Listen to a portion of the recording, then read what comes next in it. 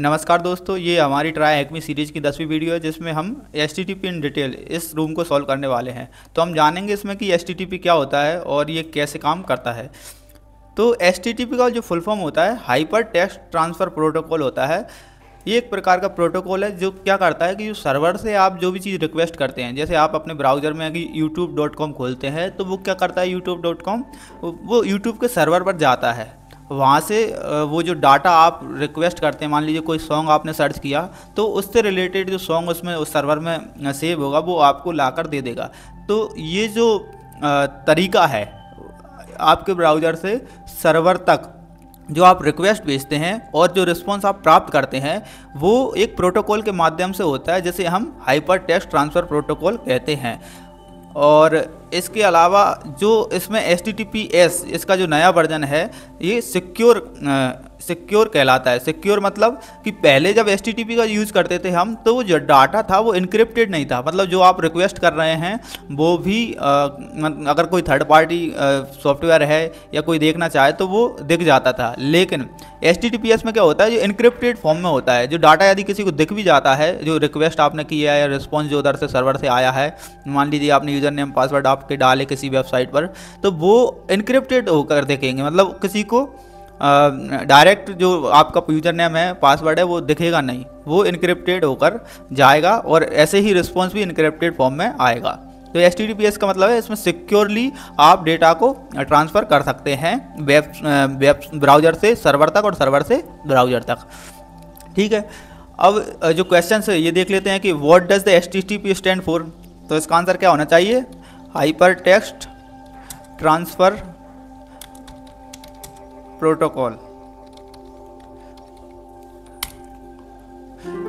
और इसके बाद what does the S in the HTTPS stand for. मतलब S का मतलब इसमें क्या है, सिक्योर। और अब जो नेक्स्ट जो क्वेश्चन है हमारा वो क्या है कि इन्होंने जो वेबसाइट दे रखी है यहाँ पर, व्यू वेबसाइट अगर करेंगे तो वेबसाइट हमें देखने को मिलेगी। तो इसमें हमें क्या देखना है कि on the mock web page on the right there is an issue, once you have found it click on it, what is the challenge flag. मतलब इसमें क्या, जो आप पेज देख रहे हैं इसमें कुछ आपको कुछ एरर दिख रहा है, कुछ ऐसा दिख रहा है कि जो इनसिक्योर पेज है, तो वो चीज़ आपको देख रहा है। तो जैसा कि आपको इसमें दिख रहा है कि ये try hack me, welcome to try hack me, यहाँ तो कोई दिक्कत नहीं है। लेकिन जो लॉक वाला जो सिंबल है इसमें जो है रेड कलर का ये साइन लगा हुआ है, इसका मतलब ये कहीं ना कहीं इनसिक्योर है।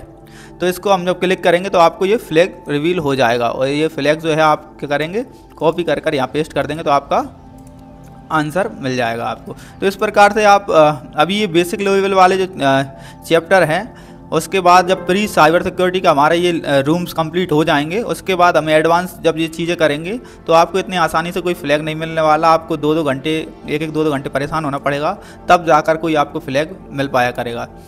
अब नेक्स्ट जो हमारा टास्क है, टास्क 2, जिसमें हमें रिक्वेस्ट और रिस्पॉन्स के बारे में बताया गया है। अब ये रिक्वेस्ट क्या होती है, तो जब आप ब्राउज़र से कोई चीज़ सर्वर पर सर्च करना चाहते हैं तो एक URL होता है जिसके थ्रू आप रिक्वेस्ट करते हैं कि मुझे इस वेबसाइट से ये डाटा चाहिए।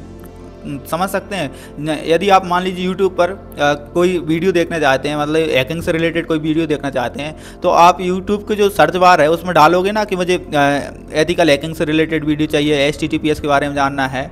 तो जब ये चीज़ डालोगे तभी उससे रिलेटेड वो कंटेंट आपको शो होगा। नहीं तो जो यूट्यूब के सर्वर पर तो अरबों वीडियो हैं, वो किसी भी वीडियो को आपको थोड़ी देता है। आप जो रिक्वेस्ट करते हैं उसके अकॉर्डिंग आपको रिस्पॉन्स मिलता है। तो URL क्या करता है, इसका जो फुल फॉर्म है यूनिफॉर्म रिसोर्स लोकेटर। मतलब कि जो रिसोर्स को है वो लोकेट करता है ना, इसके नाम में ही दिख रहा है कि जो रिसोर्स है उसको लोकेट करता है कि कौन सा रिसोर्स हमें चाहिए, किस लोकेशन का रिसोर्स हमें उपलब्ध कराओ। तो ये जो इसका पूरा पाथ है कि कैसे ये होता है, मतलब क्या इसमें क्या क्या चीज़ें होती हैं। लेकिन हमेशा नहीं है, ये जो सब चीज़ें आपको दिखाई दे रही हैं ये ज़रूरी है। आप बहुत सी बार सिर्फ tryhackme.com अकेले होस्ट नेम डाल देते हैं तो आपको उस वेबसाइट का पता चल जाता है कि इस वेबसाइट पर पहुंच जाते हैं। ठीक है, तो ये इसका जो सिनेरियो है, जैसे जो प्रोटोकॉल है जैसे HTTP या HTTPS या FTP वगैरह प्रोटोकॉल जो होते हैं वो स्कीम कहलाते हैं। ठीक है, ये जैसे हम यहाँ पर देखें ट्राई हैक मी में तो ये नॉर्मली दिखेगा नहीं, लेकिन वो HTTPS लगा हुआ है। ठीक है, तो ये इसमें दिख नहीं रहा था आपको, लेकिन हमने डबल क्लिक किया तो अब HTTPS मतलब ये स्कीम दिखने लगा। इसके बाद यहाँ जो यूज़र नेम और पासवर्ड होते हैं वो लिए जाते हैं, लेकिन ज़रूरी नहीं है कि हर बार ये आपको लिखना पड़े। आप सिर्फ वेबसाइट पर जाकर उसके लॉगिन पेज पर रजिस्टर कर या डायरेक्ट लॉगिन कर आप उस वेबसाइट तक पहुँच सकते हैं। ठीक है, ये यूज़र के बारे में डिटेल होती है। यूज़र का यूज़र नेम होता है, इसमें पासवर्ड होता है। उसके बाद ये होस्ट नेम या डोमेन मतलब जिस वेबसाइट पर आप विजिट करना चाहते हैं उसकी जानकारी होती है। इसके अलावा कॉलन के बाद पोर्ट नंबर होता है। जैसे कि आपको पता है HTTP जो सर्वर है वो प्रोटोकॉल है वो किससे 80 नंबर पोर्ट पर ओपन होता है। इसके अलावा HTTPS जो है वो 443 जो पोर्ट नंबर होता है उस पर ओपन होता है। तो ये नॉर्मली बाय डिफ़ॉल्ट होता है, उसमें जब आप सर्च करेंगे तो आपको बाय डिफ़ॉल्ट वो 80 नंबर पोर्ट से ही ले जाएगा। अब उसके बाद आप वेबसाइट तक पहुंच गए हैं, अब उसमें पाथ दे सकते हैं कि आपको पता है कि कौन सा आपको रूम देखना है। मान लीजिए TryHackMe के पास गए आप, तो आपको कौन सा रूम देखना है, तो हमने व्यू रूम कर दिया, ये पाथ दे दिया। उसके बाद क्वेरिंग स्ट्रिंग लगा देते हैं कि आपको मान लो ID नंबर 1 मतलब चैप्टर नंबर 1 चाहिए, रूम 1 चाहिए, 2 चाहिए, 3 चाहिए। इस टाइप से जो ID रहती हैं वो इसका काम करते हैं। इसके अलावा फ्रेगमेंट क्या होता है? फ्रेगमेंट ये है कि मान लीजिए आपको एक रूम बहुत बड़ा है, उसमें आपको किसी टास्क पर जाना है, तो जिसमें दे दिया टास्क 3। इसी प्रकार बहुत लंबा कंटेंट है तो आपको मान लीजिए 3rd पैराग्राफ पर जाना है, तो 3rd पैराग्राफ से रिलेटेड उसमें जानकारी डाल देंगे तो वो डायरेक्ट वहाँ तक हमें पहुँचा देगा। तो इस प्रकार से ये पूरा इसका URL होता है, लेकिन ज़रूरी नहीं है इसमें हर चीज़ डाली जाए। इसमें बहुत सी बार हम सिर्फ होस्ट नेम ही डालते हैं और डायरेक्ट वेबसाइट पर पहुंच जाते हैं। तो आपको मैंने बता दिया स्कीम। यूज़र क्या होता है, मतलब यूज़र के बारे में पासवर्ड और यूज़र नेम वगैरह होता है। होस्ट मतलब कि डोमेन नेम, जो वेबसाइट आप विजिट करना चाहते हैं। पोर्ट नंबर डालना होता है, पोर्ट आपको बता दिया। पाथ, तो पाथ ये है ही। इसके अलावा क्वेरी स्ट्रिंग और फ्रेगमेंट कहाँ यूज़ होता है, मतलब एक प्रकार की एक्स्ट्रा जानकारी। यदि लंबा कंटेंट है तो उसमें मान लीजिए 50 पैराग्राफ है, तो आप चाहते हैं कि हमें डायरेक्ट 35वें पैराग्राफ पर जाना है, तो आप उसमें फ्रेगमेंट में पैराग्राफ 35 या जो भी उससे रिलेटेड डाटा है वो डाल सकते हैं। अब जो रिक्वेस्ट होती है वो कैसे होती है ये देखते हैं हम।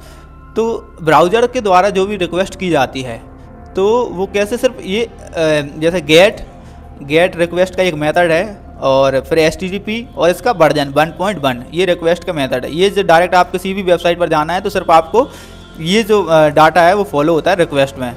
हालांकि इसको हम और डिटेल में आगे देखेंगे। ये देखिए आप, ये इन्होंने डाटा दे रखा है कि जब आप कोई रिक्वेस्ट करते हैं तो ये जो मतलब कंटेंट है इस टाइप का जाता है कि गेट, फिर हाइफन, फिर HTTP और इसका वर्जन। इसके बाद होस्ट मतलब कि जिस वेबसाइट पर आपको जाना है, तो ये जैसे tryhackme.com पर जाने के लिए tryhackme.com लिखा है। यूज़र एजेंट क्या होता है, जिस सॉफ्टवेयर से मतलब जिस ब्राउज़र से आप उस वेबसाइट को एक्सेस करना चाहते हैं वो लिखा जाता है। जैसे इसमें फायरफॉक्स लिख रहा है, मतलब ये फायरफॉक्स से रिक्वेस्ट कर रहे हैं। यदि हम इससे रिक्वेस्ट करते हैं क्रोम से तो यहाँ क्रोम लिखा जाएगा। इसी प्रकार दूसरा मोजिला कोई सा भी जो ब्राउज़र होगा उसका नाम लिखा आ जाएगा। ठीक है। अब रेफर का मतलब, रेफर क्या है कि जो मैंने आपको पिछली वीडियो में बताया था domain name system, C name के थ्रू या फिर मतलब डायरेक्ट tryhackme.com आपने लिख दिया, लेकिन एक्चुअल में https://tryhackme.com ये उसका डोमेन नेम होता है, तो वो इस वेबसाइट पर आपको रेफ़र कर देगा। ठीक है। उसी प्रकार जब रिस्पॉन्स आता है, मान लीजिए आपने इस पर ये वेबसाइट पर आप पहुंच चुके हैं, आपने ये रिक्वेस्ट कर दी, तो उधर से रिस्पॉन्स आएगा आपको। तो HTTP 1.1 200 मतलब ओके, मतलब कि आपकी जो रिक्वेस्ट है वो पूरी तरह सही है और हमें एक्सेप्ट कर ली है सर्वर ने। ठीक है। अब सर्वर की तरफ से जो रिस्पॉन्स आ रहा है वो देखें आप। आपने अभी क्या किया था, ये ब्राउज़र से हमारी जो रिक्वेस्ट गई थी वो लिखी थी। अब जो सर्वर से रिक्वेस्ट मतलब जो रिस्पॉन्स आया है वो लिख रहा है। अब ये सर्वर कौन सा है, ये जो सर्वर है इस पर जो आपने रिक्वेस्ट किया था इसने ये एक्सेप्ट किए इस सर्वर ने। ठीक है। और ये समय दे रखा है कि इस समय पर कोई रिक्वेस्ट आई थी, तो इस समय पर जो रिस्पॉन्स है वो दिया जा रहा है। अब कंटेंट टाइप इसमें टेक्स्ट और HTML दे रखा है, वीडियो भी हो सकती है और भी चीज़ें CSS भी हो सकती है। तो ये सब कंटेंट टाइप में आ जाता है, किस प्रकार का कंटेंट आप उससे एक्सेस कर रहे हैं, तो वो रिस्पॉन्स में जो कंटेंट आपको उपलब्ध कराएगा वो कंटेंट टाइप में शो होगा। इसके अलावा कंटेंट लेंथ, जैसे कंटेंट लेंथ इन्होंने 98 दे रखा है, मतलब जब तक आपके ब्राउज़र पर 98 जो डाटा है, जिस मान लीजिए KB में है या बिट्स में है, वो क्लियर नहीं है इसमें, लेकिन जो भी डाटा रहता है उस कंटेंट लेंथ मतलब उतना डाटा आपके ब्राउज़र पर भेज दिया जाता है। ठीक है, अब इसमें जो क्वेश्चन है वो देख लेते हैं हम कि what HTTP protocol is being used in the above example, मतलब HTTP प्रोटोकॉल कौन सा मतलब यूज़ किया गया है। तो अपने पास 1.1 वाला जो है वो यूज़ किया गया है, तो हम इसमें आंसर लिख देंगे HTTP 1.1। ठीक है, और what response header tells the browser how much data to expect, मतलब कि कौन सा जो रिस्पॉन्स हेडर है, ये जो आपको दिख रहा है ये सर्वर लिख रहा है, ये एक प्रकार का हेडर रहता है, डेट हेडर है, ये सब जो आपको दिख रहा है कंटेंट टाइप, इनको एक प्रकार हेडर बोलते हैं हम।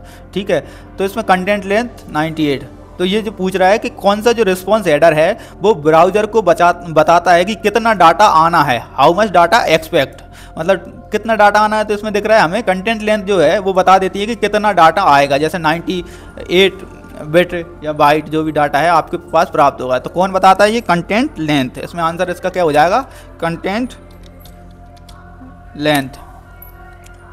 ठीक है, ये भी हमारा राइट आंसर निकला। अब इसके बाद HTTP के जो मेथड्स हैं वो बताए गए हैं कि आप कौन कौन से मेथड से रिक्वेस्ट कर सकते हैं। तो HTTP में 4 जो मेथड होते हैं, gate request, post request, put request और डिलीट रिक्वेस्ट, ये जो होते हैं बहुत महत्वपूर्ण हैं और इनके बारे में आपको पता होना चाहिए। कम से कम पोस्ट और गेट के बारे में तो आपको 100% जानकारी होना चाहिए, क्योंकि जब आप कोई वेबसाइट हैक करने की कोशिश करते हैं या उस पर पेनिट्रेशन टेस्टिंग करते हैं तो आपको जो पोस्ट रिक्वेस्ट जो डाटा होता है उसमें चेंजेस करना होता है।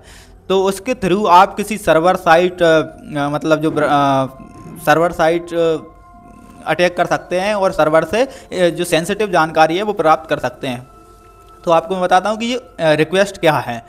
जब आप सर्वर से कोई डाटा या इन्फॉर्मेशन लेना चाहते हैं तो गेट रिक्वेस्ट का उपयोग किया जाता है। ये 4 जो रिक्वेस्ट हैं आपको याद होना चाहिए, बार बार रिपीट कर रहा हूँ, 4 रिक्वेस्ट हैं, याद होना चाहिए कौन कौन सी हैं। Gate request, post request, put request, delete request. अब गेट रिक्वेस्ट क्या है, गेट रिक्वेस्ट जब आप सर्वर से कोई डाटा प्राप्त करना चाहते हैं तो उसे हम गेट रिक्वेस्ट के थ्रू प्राप्त करते हैं। जब हम सर्वर से कोई डाटा प्राप्त करना चाहते हैं तो हम उसे गेट रिक्वेस्ट के थ्रू प्राप्त कर सकते हैं, याद रखना। ठीक है, उसके बाद है पोस्ट रिक्वेस्ट। पोस्ट रिक्वेस्ट क्या होता है, पोस्ट रिक्वेस्ट ये है, मान लीजिए आप फेसबुक पर गए, अब आप पहली बार अपना यूज़र आईडी और नाम उसमें सबमिट करते हैं कि आप रजिस्टर करते हैं, फेसबुक के एक यूज़र बनना चाहते हैं, तो आप उसमें आपका यूज़र नेम डालेंगे। क्या डालते हैं लोग बाग, प्रिंसेस या फिर एंजल प्रिया। ठीक है, जैसे ही आपने उसमें यूज़र नेम में डाला कि एंजल प्रिया और आपने पासवर्ड वगैरह डाल दिया। ठीक है, तो जो भी आप डाटा उसमें डालते हैं तो वो एक प्रकार से सर्वर पर नया डाटा होता है, मतलब एक प्रकार से आपके बारे में पहले कोई जानकारी नहीं है लेकिन अब एक नया यूज़र बन चुका है। तो नया जो डाटा यदि आप क्रिएट करना चाहते हैं और जो सर्वर को आप इनपुट दे रहे हैं कि हमारा यूज़र नेम ये है, पासवर्ड ये है, तो और हम अगली बार इस डाटा के थ्रू आपके पास आएंगे तो हमें पहचान लेना, तो वो चीज़ है। पोस्ट क्या करता है, जो क्रिएट करता है, यदि कोई नई चीज़ जो नया डाटा आप इनपुट करते हैं तो उसको वो क्रिएट कर लेता है और उसमें सेव कर लेता है। मतलब नए रिकॉर्ड्स को क्रिएट करने के लिए पोस्ट रिक्वेस्ट का यूज़ किया जाता है। नए रिक्वेस्ट को क्रिएट करने के लिए पोस्ट रिक्वेस्ट का उपयोग किया जाता है। ठीक है, अब पुट रिक्वेस्ट। पुट रिक्वेस्ट क्या होता है, जब आप कोई डाटा आपका पहले से सेव है, मान लीजिए आपका पासवर्ड सेव है लेकिन आप उसको चेंज करना चाहते हैं, तो मतलब आप अपनी जब सर्वर पर इंफॉर्मेशन अपडेट करना चाहते हैं, सर्वर पर इंफॉर्मेशन जब आपको अपडेट करना होता है, चेंज करना होता है, तो उसके लिए आपको पुट रिक्वेस्ट का उपयोग करना होता है। इसके अलावा डिलीट रिक्वेस्ट। डिलीट रिक्वेस्ट क्या है कि जब सर्वर से आप कोई रिकॉर्ड अपना डिलीट करना चाहते हैं, this is used for deleting information और records for a web server. मतलब वेब सर्वर पर यदि कोई आप डाटा डिलीट करना चाहते हैं तो उसके लिए डिलीट रिक्वेस्ट का उपयोग होता है। अभी हमने ये थ्योरिकल देख लिया, प्रैक्टिकल में आगे समझेंगे। ठीक है, what does would be use to create a new user account, मतलब कौन सा मेथड आपको यूज़ करना है जो नया यूज़र आपको क्रिएट करना है। तो मैंने बताया आपको वो क्या है, पोस्ट रिक्वेस्ट। उसके अलावा ये इसमें क्या करना है, अपडेट योर ईमेल। अगर आपको ईमेल अपडेट करना है तो कौन सा मेथड यूज़ करोगे आप, पुट, मतलब पुट के द्वारा क्या आप अपडेट करते हैं आपकी इन्फॉर्मेशन। इसके अलावा what method would be use to remove a picture you uploaded to your account, मतलब आपके अकाउंट पर जो आपने पिक्चर अपलोड किया है उसको डिलीट करने के लिए आप क्या करेंगे, डिलीट मेथड का यूज़ करेंगे। वैसे मुझे नहीं बताना चाहिए, ये आंसर आपको खुद आना चाहिए और खुद भर रहे हैं, लेकिन फिर भी मैं बता रहा हूँ। What method would be use to view a new article, मतलब कोई नया आर्टिकल है उसे देखने के लिए आपको गेट इन्फॉर्मेशन मतलब गेट मेथड का यूज़ करना है। मतलब गेट क्या करता है, कोई भी इन्फॉर्मेशन आपको चाहिए वो गेट मेथड आपको दे देता है। अब आते हैं हम स्टेटस कोड। ये तो आपको कई बार देखने को मिले होंगे कि स्टेटस कोड आ गया 303 एरर आ जाता है ना, कि मतलब हमारा जो पेज है कोई बार 403 आ जाता है एरर, है ना। तो ये 404 एरर ये कॉमनली हमें देखने को मिलते हैं। तो ये जो स्टेटस कोड होते हैं वो क्या है, इनको हम देख लेते हैं।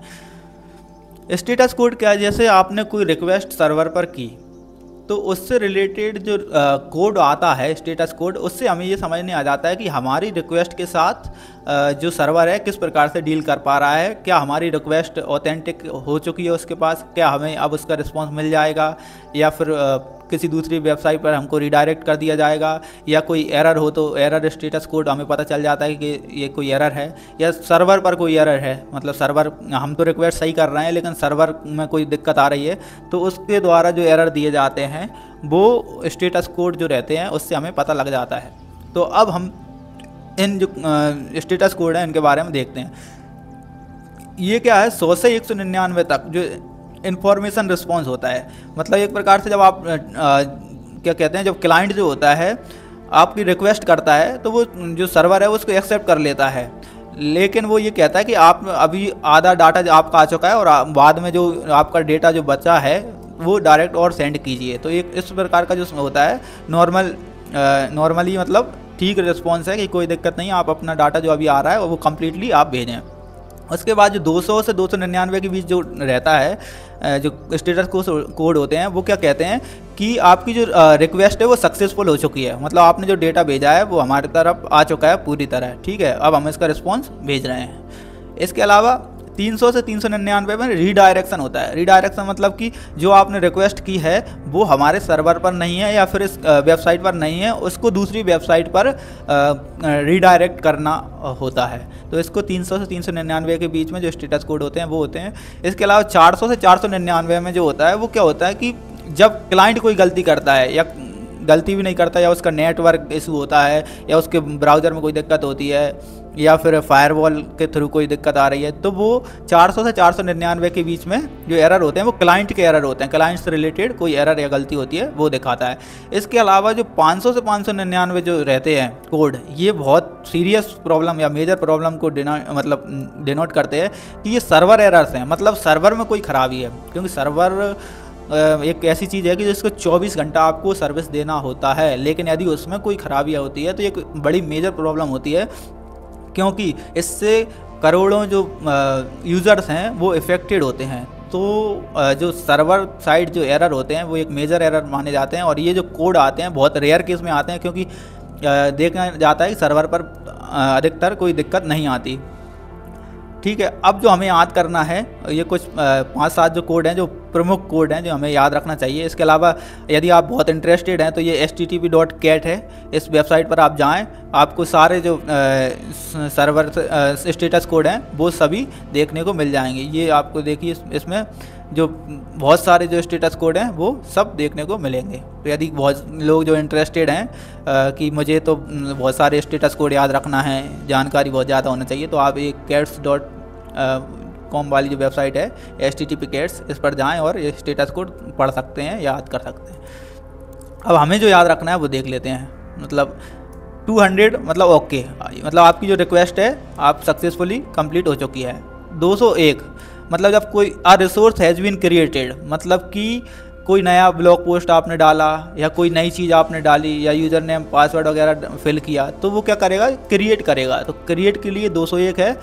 और 301 स्टेटस कोड किसके लिए है कि मूव्ड परमानेंटली, मतलब बहुत सी बार होता है ना कि आप किसी वेबसाइट पर गए, वो एक वेबसाइट किसी दूसरी वेबसाइट पर आपको रीडायरेक्ट कर देता है और वो परमानेंट रीडायरेक्शन होता है। ऐसा नहीं कि जैसे मान लीजिए कोई वेबसाइट है और आपको कोई पेमेंट करना है तो वो क्या करता है दूसरी वेबसाइट पर आपको वो कर देता है, पेपल वगैरह ये जो वेबसाइट होती हैं, आप अमेजॉन पर जैसे मान लीजिए अमेजॉन वेबसाइट है, आप उस पर कोई सामान खरीद रहे हैं और उसके बाद यदि आपको जब पेमेंट करना होता है तो वो पेपल या अमेजॉन पे या फिर ऐसी जो वेबसाइट होती हैं उन पर रिडायरेक्ट कर देता है थोड़ी देर के लिए कि आप इससे पेमेंट यहाँ से कर सकते हैं। तो वो थोड़ी देर के लिए पेमेंट वो जो करता है कि थोड़ी देर के लिए आपको रिडायरेक्ट कर देते हैं तो उसके लिए मैं इसमें बता देता हूँ आपको। जो कोड होता है वो 302 होता है शायद, देख लेते हैं,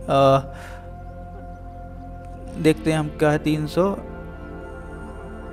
307 कोड होता है ये टेम्परेरी, मतलब 307 जो कोड है टेम्परेरी रीडायरेक्ट, मतलब किसी वेबसाइट पर आपको टेम्परेरी रीडायरेक्ट कर दिया है। इसके अलावा यदि परमानेंट आपको उस वेबसाइट पर भेज दिया है, जैसे मूव्ड परमानेंटली, तो ये जैसे हम इस वेबसाइट से गए, ठीक है, इस पे जो गए, उसके बाद हमके एक प्रकार से नई जो वेबसाइट पे इस पर मूव हो चुके हैं, तो इसको क्या हम परमानेंटली मूव्ड बोलेंगे, ठीक है। और इसका स्टेटस कोड है 301।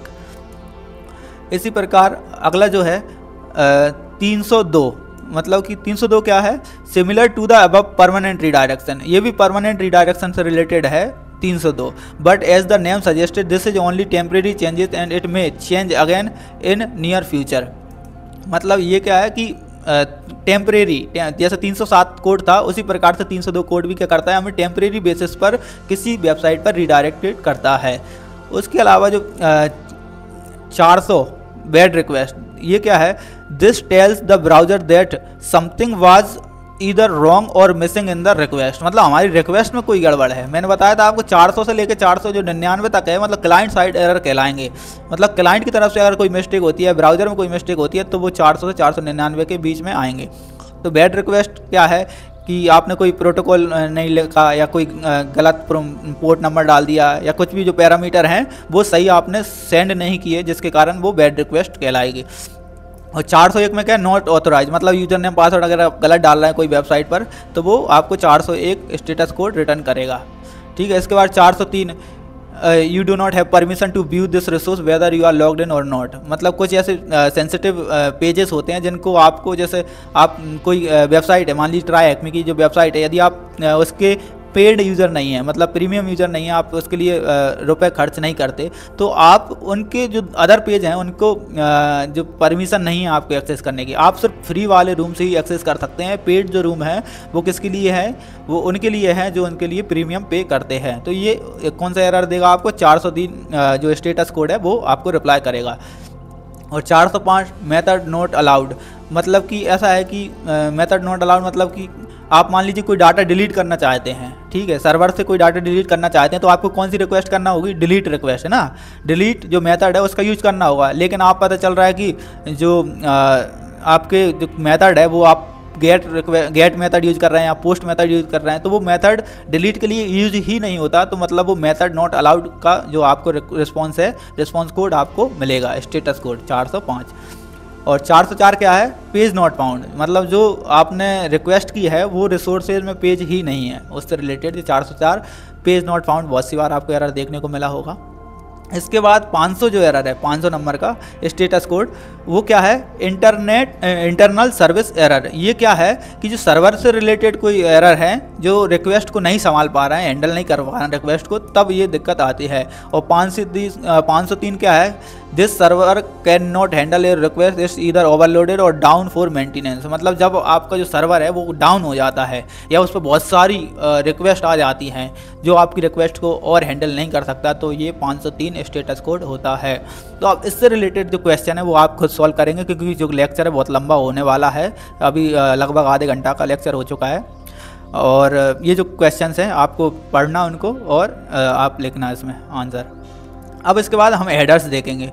तो हेडर्स कौन से हेडर्स हैं, ये रिक्वेस्ट रिस्पॉन्स जो आपको मिला है, कुछ रिक्वेस्ट हेडर हैं और कुछ रिस्पॉन्स हेडर हैं। मान लीजिए आपने जो रिक्वेस्ट की है उसमें कौन कौन से हेडर जो आप वेबसाइट से भेजते हैं वो वैसे मैंने आपको उसमें बता दिया। फिर भी जैसे होस्ट है, मतलब होस्ट क्या है, कोई सी वेबसाइट का नाम या डोमेन नेम, वो होस्ट कहलाता है, ठीक है। यूज़र एजेंट क्या है कि जिस ब्राउज़र से आप रिक्वेस्ट कर रहे हैं वो ब्राउज़र के रिलेटेड, या कंटेंट लेंथ मैंने आपको बता ही दिया कि कितनी कंटेंट लेंथ आपको चाहिए, या फिर मतलब जो डाटा है आपको किस लेंथ वाला चाहिए, कितने जीबी का चाहिए, कितने एमबी का चाहिए, ये कंटेंट लेंथ में आ जाता है। इसके बाद एक्सेप्ट एनकोडिंग मतलब कि आपको डाटा को इनक्रिप्टेड फॉर्म में चाहिए, ठीक है, जिससे कि कोई बीच में उसको पार्स ना कर सके, कोई देख ना सके। उसके बाद कुकी क्या होता है ये हम और डिटेल में समझेंगे, अगले जो चैप्टर जो कुकीज़ वाला ही है, तो कुकी होता है कि आपने जो डाटा जो सर्वर को सेंड किया है वो आपको वो इन्फॉर्मेशन याद करने में मदद करता है। इसको अभी मैं डिटेल में बताऊंगा। इसके बाद कॉमन रिस्पॉन्स हेडर, मतलब सर्वर की तरफ से जो आपको हेडर्स होते हैं वो देखने को मिलते हैं, जैसे सेट कुकीज जो क्या करता है, जो information to store which gets sent back to the web server on each request. मतलब जब आपका ब्राउज़र कोई रिक्वेस्ट सर्वर को भेजता है, कोई इन्फॉर्मेशन भेजता है, तो वो सेट कुकीज़ के माध्यम से, इस हेडर के माध्यम से वो डाटा याद रख लेता है। मान लीजिए आपने यूज़र नेम भेज दिया एडम, तो वो एडम को याद रख लेगा। उसके बाद अगली बार आपका पासवर्ड है तो वो पासवर्ड को याद रख लेगा, या आपसे रिलेटेड कोई जानकारी है तो सेट कुकीज़ में वो इन्फॉर्मेशन सेव होती जाती है। ठीक है। और cache control, how long to store content of the response in the browsers caches before it request it again. ये कैश कंट्रोल क्या है, जो कैश होता है मतलब कि आपके ब्राउज़र में जब आप कोई वेबसाइट बार बार विजिट करते हैं तो आपके ब्राउज़र में ऑटोमेटिकली वो कैश मेमोरी में वो वेबसाइट से रिलेटेड जानकारी सेव हो जाती है, और जब अगली बार आप उस वेबसाइट को रिक्वेस्ट करते हैं तो वो आपके ब्राउज़र से ही आपको जल्दी से प्राप्त हो जाती है, उसको एक्चुअल सर्वर तक पहुंचने की ज़रूरत नहीं पड़ती। तो इसे कैश मेमोरी या कैश कंट्रोल के हेडर से समझ सकते हैं हम। अब मान लीजिए उसमें समय दे रखा है कि आप 2 दिन के अंदर या 3 दिन के अंदर यदि फिर से उस वेबसाइट पर विजिट करेंगे तो आपको ब्राउज़र की मेमोरी से ही वो वेबसाइट उपलब्ध करा दी जाएगी। लेकिन पता चलता है कि आप 10 दिन बाद वो जो वेबसाइट है उस पर विजिट कर रहे हैं, तो हो सकता है आपकी वो कैश मेमोरी है वो डिलीट हो चुकी होगी, और उसके बाद आपको फिर से क्या होगा, सर्वर से जो जानकारी आपकी वेबसाइट होगी उसको लाकर आपके ब्राउज़र तक पहुंचाया जाएगा, ना कि आपकी जो ब्राउज़र में कैश मेमोरी है उससे नहीं पहुंचाया जाएगा, क्योंकि अब आपने वो जो टाइम है वो टाइम लिमिट वो समाप्त हो चुकी है।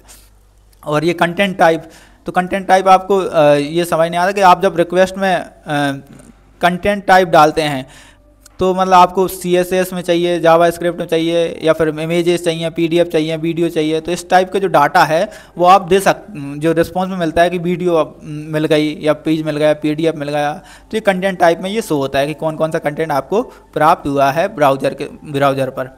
और कंटेंट एनकोडिंग मतलब कौन सा what method has been used to compress the data to make it smaller when sending it over the internet. Content encoding का मतलब क्या है कि एक प्रकार से आपके डाटा को कंप्रेस करके भेजना। यदि आपका डाटा मान लीजिए 30 GB का है, 50 GB का है, तो जो इंटरनेट पर वो जो डाटा भेजेंगे वो क्या करेंगे, वो एक एनकोडेड फॉर्म में भेजेंगे, जिससे कि वो डाटा कंप्रेस हो और कम GB या कम स्टोरेज में वो आप तक पहुंच जाए, जिससे कि लेटेंसी अच्छी हो, मतलब डाटा जो ट्रेवल कर रहा है वो कम टाइम में कर पाए।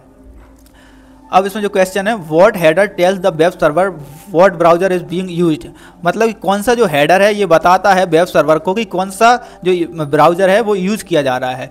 तो इसमें आपको यूज़र एजेंट क्या बताता है, आपके ब्राउज़र के बारे में बताता है कि कौन सा जो सॉफ्टवेयर है वो यूज़ किया जा रहा है, यूज़र एजेंट है ना। इसमें डालेंगे आप आंसर तो ये करेक्ट आंसर होगा। उसके बाद जो नेक्स्ट जो क्वेश्चन है आपका, what header tells the browser what type of data is being return, मतलब ये क्या कह रहा है, ये कौन सा जो हेडर है वो बताता है कि ब्राउज़र को कौन से टाइप का डाटा मतलब रिस्पॉन्स में मिलने वाला है। तो आपको ये पता है कि कंटेंट टाइप जो है वो बताता है कि किस प्रकार का जो कंटेंट है हमें रिसीव हुआ है ब्राउज़र पर। तो इसमें आप कंटेंट टाइप डाल दें।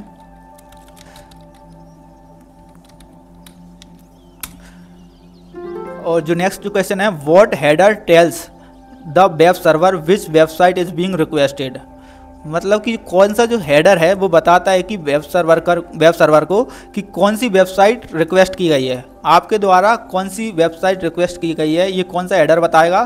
तो वो कौन सा रहता है, होस्ट जो होता है वो आपको बताएगा कि कौन सी जो वेबसाइट है आपने रिक्वेस्ट की है, तभी वो सर्वर आपको वेबसाइट तक पहुँचाएगा। अब हम कुकीज़ के बारे में बात करते हैं। इसमें स्टेटस कोड वाला एक वेबसाइट थी, हमने शायद छोड़ दिया इसको, ठीक है। ये जो HTTP स्टेटस कोड में एक वेबसाइट दे रखी थी, जैसे एरर 43 एरर ये जो आते हैं 404 और 503, ये हमने इसमें नहीं देखी थी, तो उसकी ज़रूरत भी नहीं है क्योंकि ये सिर्फ एरर के बारे में बता रहा है। अब हम कुकीज़ को पढ़ते हैं, ठीक है। कुकीज़ बहुत इम्पोर्टेंट टॉपिक है, इसको बहुत अच्छे से समझना। जब भी आप कोई वेबसाइट विजिट करते हैं, पहली बार विजिट करते हैं, तो आपको हमेशा एक नोटिफिकेशन आता है कि कुकीज़ अलाउ, और उस पर आप क्लिक कर देते हैं, मतलब उस पर तो वो क्या करता है कि जैसे आप कोई वेबसाइट है HTTP या HTTPS के थ्रू आप कोई वेबसाइट लॉन्च करते हैं या मतलब उस पर जाते हैं, तो जो रिक्वेस्ट मान लीजिए आपने पहली रिक्वेस्ट की, फिर दूसरी रिक्वेस्ट की, फिर तीसरी रिक्वेस्ट की, फिर चौथी रिक्वेस्ट की, तो HTTPS को कोई याद नहीं रहता कि पहले इसने क्या रिक्वेस्ट की थी, पहली रिक्वेस्ट इसकी क्या थी, दूसरी क्या थी, तीसरी क्या थी, चौथी क्या थी, उसको कुछ याद नहीं रहता। वो तो जो आप जिस टाइम पर करोगे उसी रिक्वेस्ट को याद रखता है, उसके अलावा दूसरी रिक्वेस्ट मतलब करस्पॉन्डिंग कोई रिक्वेस्ट वो याद नहीं रखता। तो जो कुकीज़ होती हैं, कुकीज़ क्या करती हैं, वो इन्फॉर्मेशन जो आपने डाली है वो याद रखती हैं। मतलब पहले जो आपने जो 4 जो स्टेप आपने फॉलो की है और चारों में जो आपने जानकारी डाली है वो क्या करता है, कुकीज़ उसमें वो जानकारी स्टोर कर लेता है। अब वो स्टोर करता है तो अगली बार जब आप वेबसाइट पर जाते हैं तो वो जो कुकीज़ होती है वो डाटा पहचान जाती है, अच्छा ये वो व्यक्ति है जिसने अपना नाम एडम बताया था या फिर इसके बारे में इसका पासवर्ड ये था, तो उसके थ्रू आपको क्या होता है वो पहचान जाता है सर्वर की ये व्यक्ति वही है जो पहले भी रिक्वेस्ट कर सकता है। तो इसलिए आपको बहुत सी बार जो पासवर्ड है, मान लीजिए हर बार आप कोई वेबसाइट पर जाते हैं आप सेव पासवर्ड कर देते हैं तो वो आप ऑटोमेटिकली आपको ऑथेंटिकेट कर देता है। वो क्यों कर पाता है, क्योंकि वो कुकीज़ में आपकी जो सेशन ID वगैरह होती हैं वो सेव होती हैं जिसके थ्रू आपको ऑथेंटिकेट कर दिया जाता है। इसलिए आपको बार बार कोई यूज़र नेम पासवर्ड नहीं डालना पड़ता है। जैसे इंस्टाग्राम आप खोल रहे हैं तो हर बार आपको ऐसा नहीं कि पासवर्ड डालना पड़ता है, वो क्यों नहीं डाल पाते आप, क्यों डालने की ज़रूरत नहीं होती, क्योंकि जो कुकीज़ होता है वो आपको पहचान जाता है कि ये वही रिक्वेस्ट है जो पहले इस व्यक्ति ने की थी और इसका यूज़र नेम पासवर्ड ये है और इसकी सेशन ID ये है। इसके थ्रू ये जो व्यक्ति है ये ऑथेंटिकेट कर देते हैं और आपको बार बार ID पासवर्ड डालने की ज़रूरत नहीं पड़ती, इसलिए हम भूल भी जाते हैं ID पासवर्ड। ठीक है, तो कुकीज़ का काम बहुत महत्वपूर्ण है। अब फर्स्ट टाइम यदि आप कोई वेबसाइट पर रिक्वेस्ट करते हैं, मान लीजिए ये वेबसाइट है, आपने रिक्वेस्ट की है, इसको बहुत अच्छे से समझना कि गेट रिक्वेस्ट क्या करती है, इन्फॉर्मेशन लेती है किसी भी ब्राउज़र से। ठीक है, HTTP 1.1 होस्ट क्या है, होस्ट इन्होंने दे रखा है cookies.thm, मतलब ये जो वेबसाइट है ये इस पर गए हम। ठीक है, और यूज़र एजेंट ये इन्होंने XX मतलब ब्राउज़र के बारे में जानकारी दे दी। ये क्या कह रहा है कि जब the client request the web page from HTTP cookies.thm। अब उसके बाद जो रिस्पॉन्स आया कि सर्वर से जो रिस्पॉन्स आपको प्राप्त हुआ, सर्वर Nginx/1.15.8 डेट दे दी, उसमें कंटेंट टाइप दे दिया। ये आपको नॉर्मली जो आप किसी वेबसाइट को जब ओपन करते हैं तो ये रिक्वेस्ट और रिस्पॉन्स हो चुका है। अब जो कुकीज़ का काम होता है वो स्टार्ट होता है। मान लीजिए आपने उसमें कुकीज़ अलाउ कर दी कि सेट कुकीज़ ओके। अब क्या करेगा, जब आपने मान लीजिए यहाँ पे कोई फॉर्म भरा कि आपने नेम दे दिया अपना एडम, ठीक है, पोस्ट रिक्वेस्ट की आपने, पोस्ट रिक्वेस्ट क्योंकि आपको कोई डाटा, नया डाटा अपने सर्वर पर क्रिएट करना था, नया मतलब आपने यूज़र आपका नाम दे दिया नेम एडम। तो क्या करेगा, जो कुकीज़ है वो अपने उसमें जो सेट कुकीज़ में सेव कर लेगा कि इसका नेम एडम है। ठीक है, ये इसने क्या कर लिया, सेट कुकी कर लिया नेम एडम। इसके बाद अब अगली बार आप दोबारा इस पर गए, दोबारा आपने रिक्वेस्ट की तो इसके पास पहले से जो कुकी है कि जी नेम इक्वलिटी एडम, तो ये आपको पहचान जाएगा और ये फिर से आपको यूज़र नेम या पासवर्ड डालने का नहीं कहेगा, ये डायरेक्ट आपको बोल देगा वेलकम एडम, मतलब आपको पहचान जाएगा और उस वेबसाइट पर आपको एक प्रकार से वेलकम करेगा कि हाँ मैं आपको जानता हूँ, आपको कोई मतलब ऑथेंटिकेट करने की ज़रूरत नहीं है। ये प्रोसेस है कुकीज़ की। ठीक है, और इसमें जो वेबसाइट आपको दे रखी है इसको आप देखें कि जो डेवलपर जो ऑप्शन होता है, मतलब कौन कौन से जैसे फायरफॉक्स है, क्रोम है, सफारी है, इनमें आप कुकीज़ कैसे देख सकते हैं। तो मोर टूल में जाके आप वेब डेवलपमेंट टूल जो रहता है उसमें आप ये देख सकते हैं। तो मैं आपको अपने ब्राउज़र में बता देता हूँ, जैसे हम क्रोम ब्राउज़र है, इसके मोर टूल में जाएंगे, उसके बाद डेवलपर टूल्स में जाएंगे तो आपको इससे रिलेटेड जानकारी मिल जाएगी।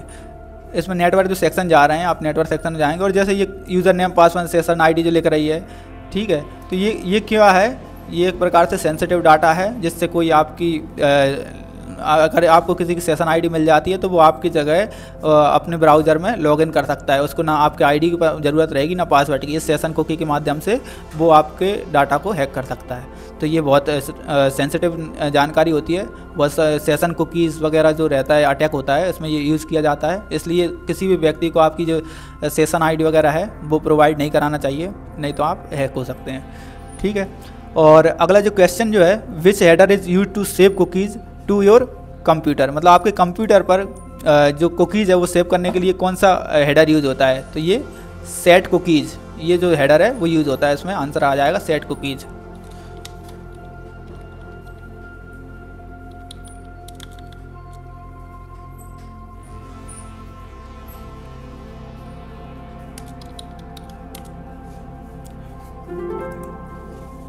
अब ये हमें टास्क दे रखा है कि कोई हमें जो मेथड्स हैं कि get method, post method, delete method, put method, इनके थ्रू इस वेबसाइट पर जो हमारा डाटा है वो भेजना है। ये एक प्रकार का प्रैक्टिकल टास्क है जो आपको देखना है। देखिए पहला जो क्वेश्चन है वो क्या कह रहा है हमसे, make a get request to room page.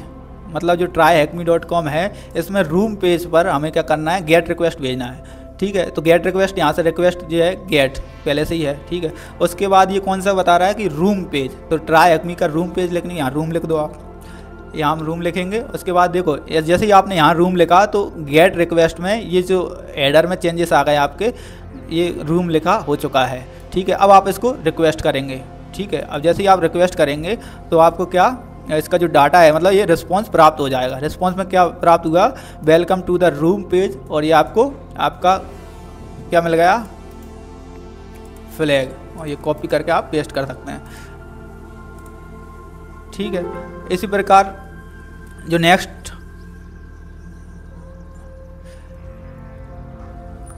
जो क्वेश्चन है वो क्या कह रहा है, make a delete request to user /1 page. मतलब कि हमें क्या करना, डिलीट रिक्वेस्ट करना है, तो डिलीट के लिए डिलीट पर जाएंगे इसमें, और पेज कौन सा है इसमें, यूज़र/1, ये इसके पेज हो गया, इस पर हमें जाना है। ठीक है, तो ये जो रिस्पॉन्स आया वो क्या है, THM यूज़र डिलीटेड, ये हमारा फ्लैग हुआ है, इसको कॉपी करके आप पेस्ट कर सकते हैं। तो ये आपको रिक्वेस्ट हैं उनके बारे में बता रहे हैं।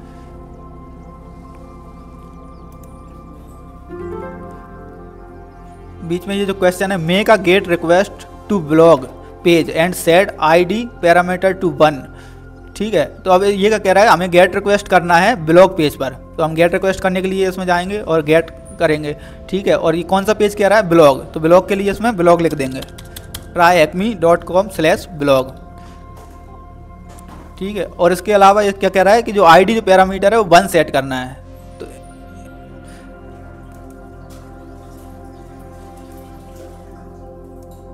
इसमें हम ID लिखेंगे, ID की वैल्यू हमारी क्या है, 1 है। तो आपको देखो ये लिखा हो गया, उस जो रिक्वेस्ट हमने आपको बताई थी पहले, इसमें ब्लॉग लिखा हुआ है, फिर क्वेश्चन मार्क के बाद ID और 1। ठीक है, ये क्वेरी स्ट्रिंग जो आपको मैंने पढ़ाया था पहले जो लेक्चर स्टार्ट हुआ था उसमें, क्वेरी स्ट्रिंग, तो क्वेरी स्ट्रिंग इसमें डाली गई है। उसके बाद जैसे ही आप गो पर क्लिक करेंगे तो ये आपको इसका फ्लैग मिल जाएगा, यू फाउंड द ब्लॉग। ठीक है, इसको जो आप कॉपी कर पेस्ट कर देंगे इसमें, तो आपका ये आंसर हो जाएगा।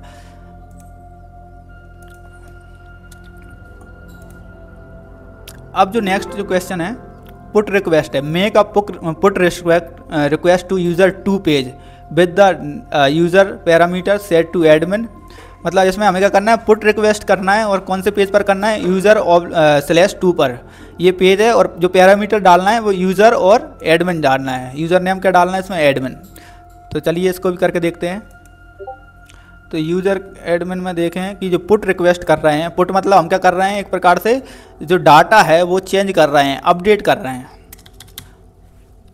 tryhackme.com यूज़र और /2, ये हमारा क्या आ गया, यूज़र के बारे में आ गया। अब हमें क्या डालना है, इसका यूज़र नेम डालना है। तो यूज़र नेम क्या था, एडमिन है ना, यूज़र नेम एडमिन। जैसे ही आप गो पर क्लिक करेंगे तो आपका ये यूज़र हैज़ अपडेटेड, इसमें अपडेटेड क्यों लिखा आया, कहीं ना कहीं आपने जानकारी पहले से सेव थी और उसको अपडेट किया है, ना कि पहली बार क्रिएट किया है। अगर क्रिएट करते तो कौन सा मेथड यूज होता, हमारा पोस्ट मेथड।